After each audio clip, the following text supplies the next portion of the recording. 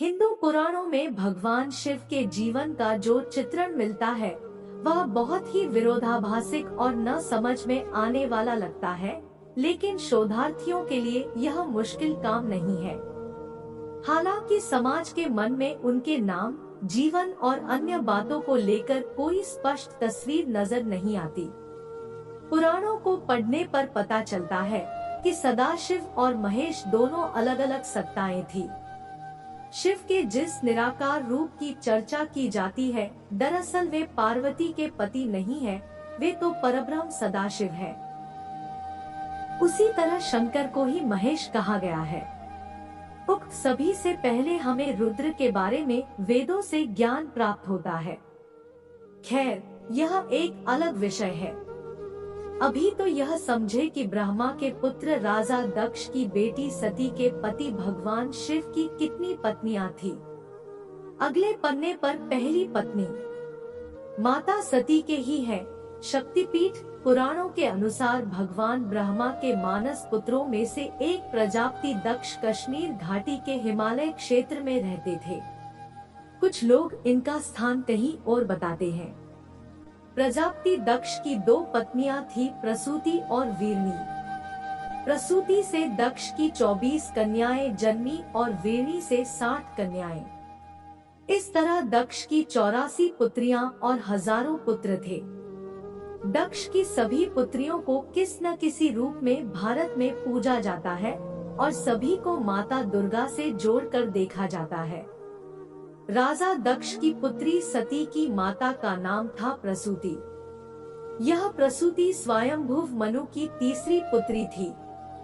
सती ने अपने पति की इच्छा के विरुद्ध कैलाश निवासी शंकर से विवाह किया था। हालांकि प्रजापति दक्ष ने ब्रह्मा की सलाह से ही भगवान शंकर को अपनी पुत्री ब्याही थी, लेकिन दक्ष इस विवाह से संतुष्ट नहीं थे। दक्ष ने एक विराट यज्ञ का आयोजन किया, लेकिन उन्होंने अपने दामाद और पुत्री को यज्ञ में निमंत्रण नहीं भेजा। फिर भी सती अपने पिता के यज्ञ में पहुंच गई, लेकिन दक्ष ने पुत्री के आने पर उपेक्षा का भाव प्रकट किया और शिव के विषय में सती के सामने ही अपमानजनक बातें कही।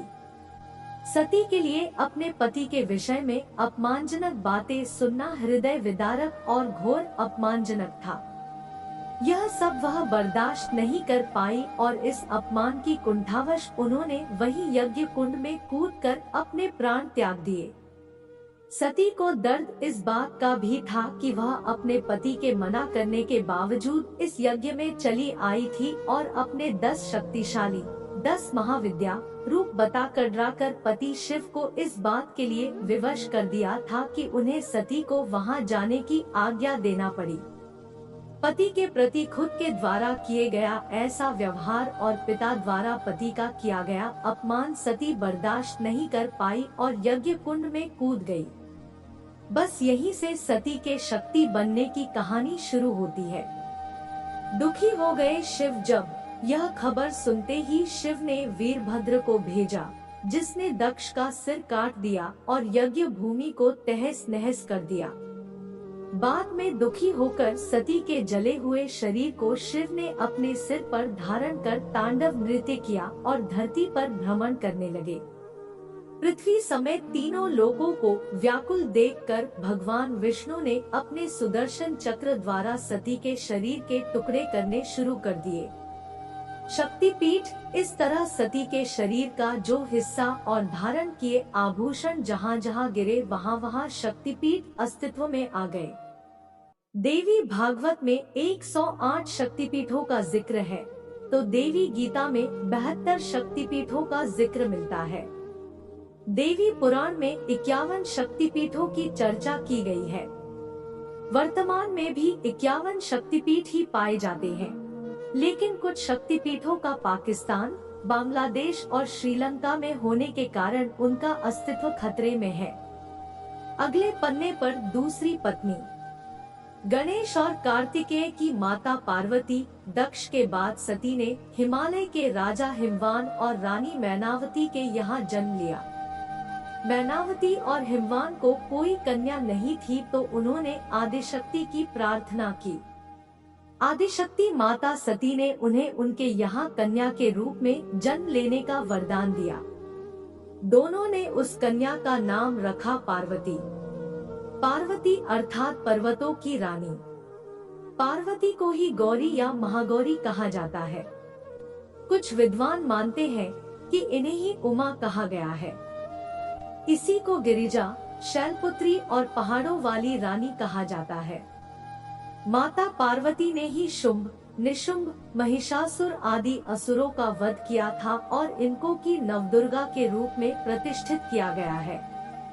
हालांकि आदि दुर्गा माता को परब्रह्म सदाशिव की अर्धांगिनी के रूप में चित्रित किया गया है, जो ब्रह्मा, विष्णु और महेश के माता पिता है। उक्त दुर्गा के रूप में ही माता पार्वती को भी चित्रित किया गया है। माना जाता है कि जब सती के आत्मदाह के उपरांत विश्व शक्तिहीन हो गया, उस भयावह स्थिति से त्रस्त महात्माओं ने आदिशक्ति देवी की आराधना की। तारक नामक दैत्य सबको परास्त कर त्रैलोक्य पर एकाधिकार जमा चुका था। ब्रह्मा ने उसे शक्ति भी दी थी और यह भी कहा था कि शिव के औरस पुत्र के हाथों मारा जाएगा। शिव को शक्तिहीन और पत्नीहीन देखकर तारक आदि दैत्य प्रसन्न थे। देवतागण देवी की शरण में गए। देवी ने हिमालय, हिमवान की एकांत साधना से प्रसन्न होकर देवताओं से कहा, हिमवान के घर में मेरी शक्ति गौरी के रूप में जन्म लेगी। शिव उससे विवाह करके पुत्र को जन्म देंगे, जो तारक वध करेगा। भगवान शिव को पति के रूप में प्राप्त करने के लिए उन्होंने देवर्षि के कहने मां पार्वती वन में तपस्या करने चली गई। भगवान शंकर ने पार्वती के प्रेम की परीक्षा लेने के लिए सप्तऋषियों को पार्वती के पास भेजा। सप्तऋषियों ने पार्वती के पास जाकर उन्हें हर तरह से यह समझाने का प्रयास किया कि शिव औघड़, अमंगल वेशभूषाधारी और जटाधारी है। तुम तो महान राजा की पुत्री हो, तुम्हारे लिए वह योग्य वर नहीं है। उनके साथ विवाह करके तुम्हें कभी सुख की प्राप्ति नहीं होगी। तुम उनका ध्यान छोड़ दो। अनेक यत्न करने के बाद भी पार्वती अपने विचारों में दृढ़ रही।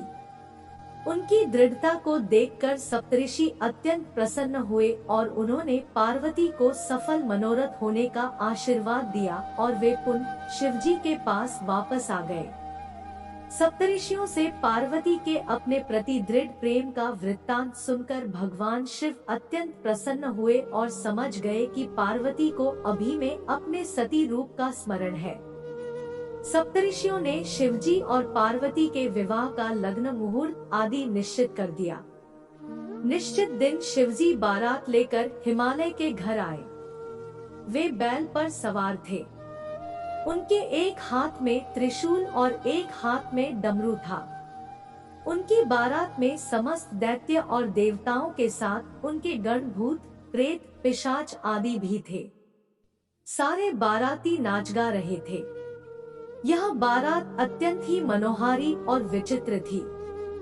इस तरह शुभ घड़ी और शुभ मुहूर्त में शिव और पार्वती का विवाह हो गया और पार्वती को साथ लेकर शिवजी अपने धाम कैलाश पर्वत पर चले गए। मान्यता अनुसार राजा हिमवान ने पार्वती के मन की इच्छा जानकर एक पुरोहित और एक नाई को कैलाश पर्वत भेजकर शिव से अपनी पुत्री का विवाह प्रस्ताव भेजा। शिव के पास विवाह का प्रस्ताव लेकर पहुँचे पुरोहित और नाई के सामने शिव ने अपनी निर्धनता और साधुता इत्यादि की ओर संकेत करके कहा कि इस विवाह के औचित्य पर पुनः विचार करना चाहिए। पुरोहित के बार बार आग्रह पर शिव मान गए। शिव ने पुरोहित और नाई को विभूति प्रदान की। नाई ने वह विभूति मार्ग में ही फेंकते हुए क्रोधित भाव से पुरोहित से कहा, बैल वाले अवधूत से राजकुमारी का विवाह पक्का कर आए हो तुम्हें कुछ तो सोचना था। नाई ने ऐसा ही कुछ जाकर राजा से कह सुनाया। पुरोहित का घर विभूति के कारण धन धान्य रत्न आदि से युक्त हो गया।